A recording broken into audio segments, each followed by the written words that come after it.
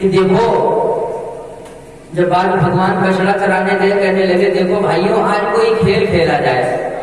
कौन खेल खेला जाए? बोले आंख मिचौनी खेली जाए। आंख मिचौनी। तो भगवान कृष्ण को चोर बना दिया गया और ग्वाल बाल छिपने के लिए चले गए और कहने लगे वो दूर तक चले गए हैं बछड़े, उनको वापस कर लाओ और तब तक हम लोग छिप रहे हैं। ग्वाल बाल छिपने के लिए बढ़े तो क्या देखते हैं? धराधरोष्टो जलदोष्टो दर्यामनांतो गिरिशृंग दृष्टा। अघासुर आ गया और अघासुर ने अपने अघासुर मतलब सर्प ये आया है अजगर, इसने नीचे के ओंठ को जमीन में लगाया और ऊपर वाला जो ओंठ था ऊपर को बढ़ा दिया, जैसे कोई विशाल गुफा हो। गुफा जैसे बाहर को जीभ निकाल करके और श्वास अवरुद्ध करके रो करके बैठ गया। अब ग्वाल बाल कहने लगे भैया देख देख, ये गुफा कल तो नहीं दिखाई दी, परसों आए थे तब भी नहीं दिखाई दी, ये भैया लगती है छोटी गुफा है। देख कैसी गुफा बना दी है संत महात्माओं के लिए, देखो सर्पाकार गुफा। तो जो ही प्रविष्ट होने लगे तो उसकी गुदगुदी, उसकी जबान पर जो ही ग्वाल वालों ने पैर रखा अपना, तो कहने लगे भैया कलाकारन को का कहूं, देखो बिल्कुल रोड कैसी बना रखी है जैसे गद्दा बिछा दी हो। तब तक दांत बड़े बड़े अजगर के दिखाई पड़े जो थे उसके। कहने लगे भैया ये खूंटा कैसे ठोक रखे हैं? ग्वाल वालों ने कहा। बोले भैया ये तो दांत जैसे दिख रहे हैं। एक ग्वाल कहने लगा भैया देख, वह दिन पूतना आई, सप्तासुर आया, बकासुर आया, ये कोई दैत्य तो नहीं जो सर्प रूप में बैठा हो हम लोगों का नाश्ता कर जाए। ग्वाल बाल कहने लगे अरे डरने की कोई बात नहीं, कन्हैया तो हमारे पास ही है। जैसे उसने पूतना को ठिकाने लगा दिया, बकासुर को लगा दिया, अघासुर को, अन्य दैत्यों को लगा दिया, ये भी अगर कोई दैत्य होगा इसको भी ठिकाने लगा देगा। इस विश्वास पर ग्वाल बाल आगे बढ़ने लगे। तब तक भगवान ने मना किया, ग्वाल बालों रुक जाओ, ठहर जाओ, भीतर मत जाना, खतरा है। लेकिन ग्वाल बाल तो उस आवाज को नहीं सुने और कहने लगे कन्हैया तो अपने साथ है, दैत्य होगा तो इसको ठिकाने लगा देगा, चलो भीतर चलते हैं। तो जो भीतर बढ़े तो अंधकार दिखाई पड़ा।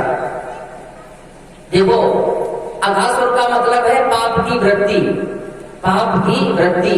जब भगत भगवान का पाप की वृत्ति में प्रविष्ट होता है तो वो कहते हैं मत प्रविष्ट हो, खतरा है। जब कोई चोरी करो तो भीतर से क्या आवाज आती है? ऐसा मत करो, पाप लगेगा। कोई गलत काम करते समय हृदय से भगवान जो है वो मना करते हैं, लेकिन जीव मनमानी करता है इसलिए फंसता है। लेकिन अगर जीव ऐसे ही विश्वास कर ले जैसे ग्वाल बालों ने क्या किया, कन्हैया तो मेरे साथ है, वो तो रक्षा करेगा। भगवान ने तो बहुत आवाज लगाई मत जाओ, लेकिन ग्वाल बाल धीरे धीरे प्रविष्ट हो गए। तब तक गंदी गंदी हवा निकली, श्वास जो बंद किए बैठा था श्वास छोड़ी।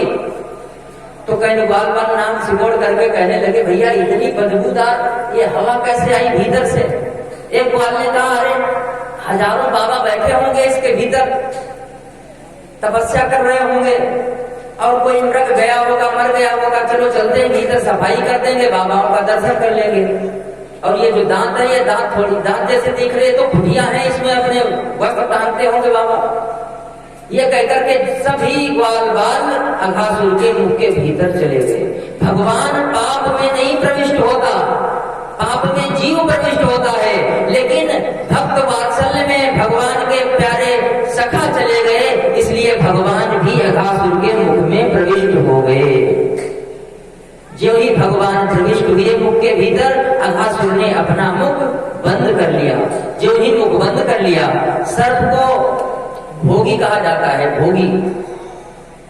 सर्प अजगर नाम है, अज माने बकरा, बकरे को समूचा निकल जाए इसलिए अजगर।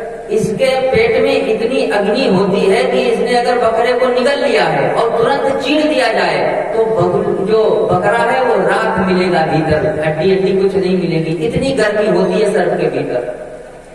आपको डसेगा तब भी मरोगे, और फिंदा डाल लिया तो घींच कस के मार देता है, इसलिए भोगी कहा जाता है। नाग फांस प्रसिद्ध है, राम जी बांधे गए थे नाग फांस में। तो जब भगवान प्रविष्ट हुए, इसने मुख बंद कर लिया, तो भगवान ने इसके ब्रह्मरंध्र को अवरुद्ध कर दिए और अपने शरीर को भगवान ने विस्तृत कर दिया। बीचों बीच से अघासुर फट गया। परीक्षित आश्चर्य तो इस बात का कि अघासुर के शरीर से एक ज्योति निकली जो भगवान में समाहित हो गई। ग्वाल बाल सब मृत्यु को प्राप्त हो गए। भगवान ने सभी ग्वाल बालों को बाहर निकाला और सभी पर अमृत वर्षिणी दृष्टि डाल दी। ग्वाल बाल सब जैसे सोकर उठे हों ऐसे ही देखने लगे एक दूसरे को और कहने लगे, कन्हैया तूने तो बचा लियो, नहीं तो आज तो हम अपन नाश्ता बन गए थे इस अघासुर के,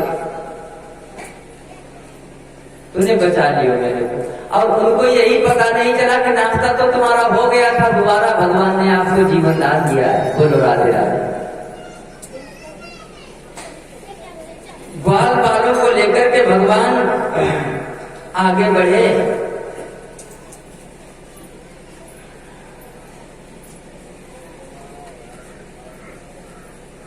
अब आगे बढ़े तो भोजन जो लाते थे साथ में कलेवा, वो वृक्षों के ऊपर टांग देते थे, वरना साथ में ले गए होते तो दूषित हो जाता, सर्प के पेट में जाते ही जाते। और जब इनको अघासुर ने सबको निगल लिया था, तब भी देवता हाय हाय करके आकाश में आ गए थे, ब्रह्मा बाबा आ गए थे, तो सभी देवता आसमान में थे। भगवान सभी ग्वाल बाल भगवान से कहने लगे, चलो भगवान, चलो भैया कन्हैया, चलो चलते हैं, भोजन करते हैं चल करके।